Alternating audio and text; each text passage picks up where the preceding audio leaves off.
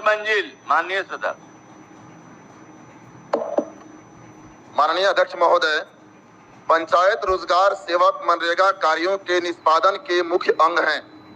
15 सालों से अल्प मानदेय पर निष्ठा पूर्वक कार्य का निर्वहन कर रहे हैं।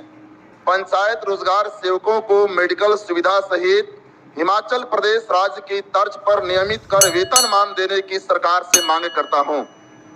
श्रीमती गायत्री देवी।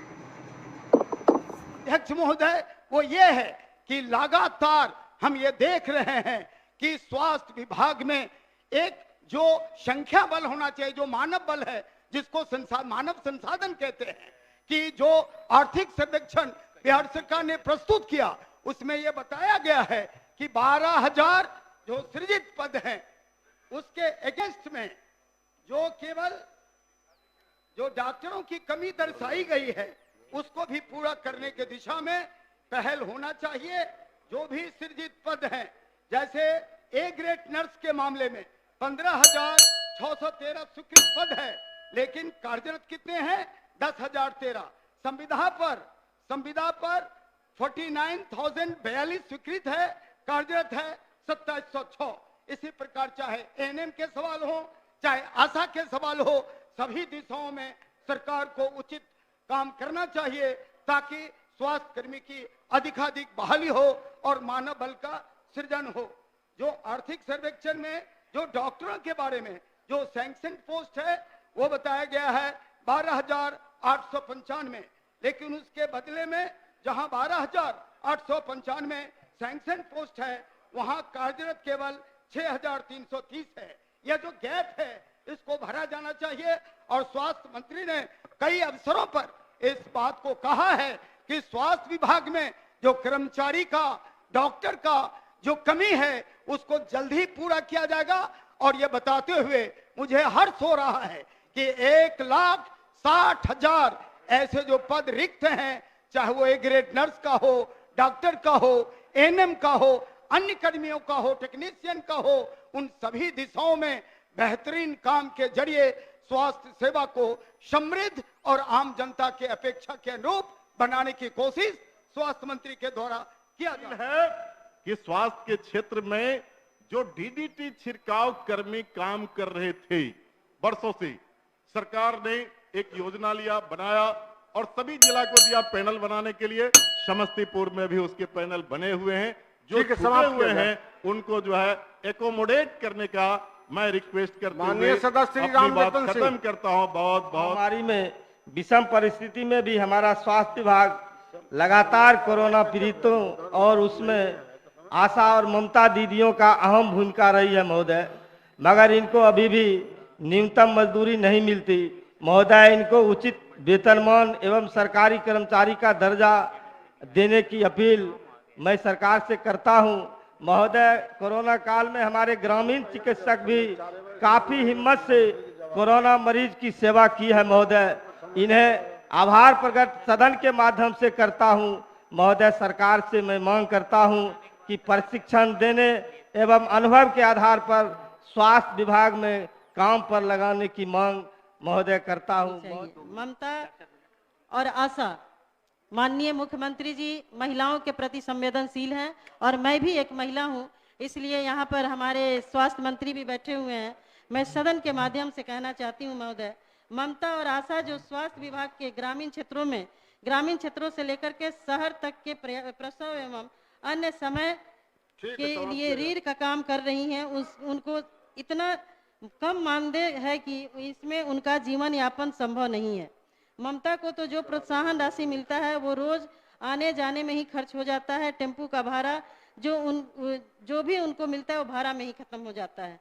अतः ममता और आशा के लिए एक न्यूनतम मजदूरी के आधार पर महोदय मानदेय निर्धारित किया जाए। 1 मिनट। बिहार सरकार द्वारा प्रशिक्षित सरकार स्वास्थ्य कर्मी, जिसको ग्रामीण चिकित्सक और देहाती भाषा में हम झोला छाप डॉक्टर कहते हैं, उन्होंने कोरोना के टाइम में लोगों की सेवा की और बहुत लोगों को ग्रामीणों के जान बचाई है।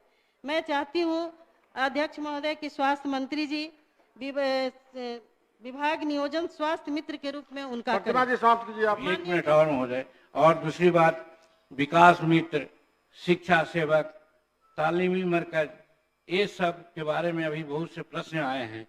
उस प्रश्न में भी देखा गया है कि उसका सरकारीकरण या वेतनमान की बात करते थे। हम भी कहना चाहते हैं कि विकास मित्र को 25,000 रुपया और तालीमी मरकज और शिक्षा सेवक को 20,000 रुपया एटलीस्ट दिया जाए महोदय, ये मैं कहना चाहता हूँ। ये स्थान ग्रहण किया जाए। और फिर अंतिम अभी चर्चा चल रही थी रसोईया की बात महोदय। रसोईया में कोई बड़ा नहीं होता है, सब छोटे घर के लोग होते हैं, लाखों लोग लगे हुए हैं।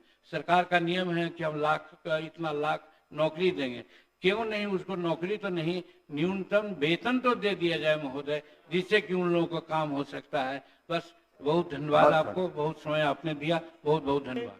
माननीय जीतन राम मांझी जी बोल रहे थे, मैं उन बातों का समर्थन करता हूँ कि एक बड़ी आबादी है मिड डे मील वर्कर रसोईया, वो किस तबके से आती है?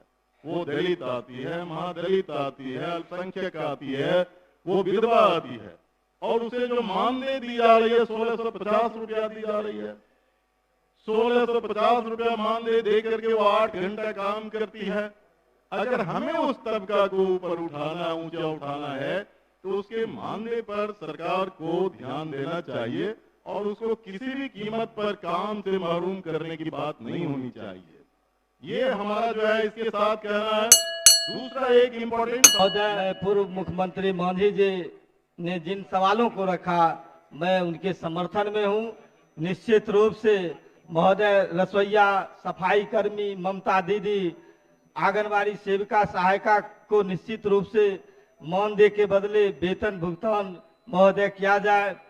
मैं विशेष रूप से आभारी हूं पूर्व मुख्यमंत्री श्री जीतन मांझी जी का, जिन्होंने की इस विमर्श की शुरुआत की, और उन्होंने शुरुआत ही नहीं की, कुछ महत्वपूर्ण सुझाव भी दिए हैं। और उसके अलावा भी मैं समझता हूं कि लगभग 8 हैं जो इन लोगों ने अपनी राय रखी है। मैं सबको सरकार की तरफ से विश्वास दिलाता हूं कि जो उन्होंने सुझाव दिए हैं, सरकार निश्चित रूप से उस पर हम गंभीरता से विमर्श करेंगे, विचार करेंगे और यथासंभव उसको लागू करने की कोशिश भी। लगभग हम लोगों को 1,60,000 लोगों की आवश्यकता है, जरूरत है, पदे रिक्त हैं और इसकी कवायद जो है शुरू कर दी गई है। के लिए भी उन बहनों के लिए जो है हम लोग एएनएम को लेकर के स्टेट कैडर जो है लाने का काम कर रहे हैं। आप देखते होंगे कि हर जगह हेल्थ मैनेजर होते हैं, संविदा पे होते हैं, कोई लोग जो है 8 साल से, 10 साल से, 5 साल से एक ही जगह है। उनके लिए भी विभाग जो है स्टेट कैडर जो है लाने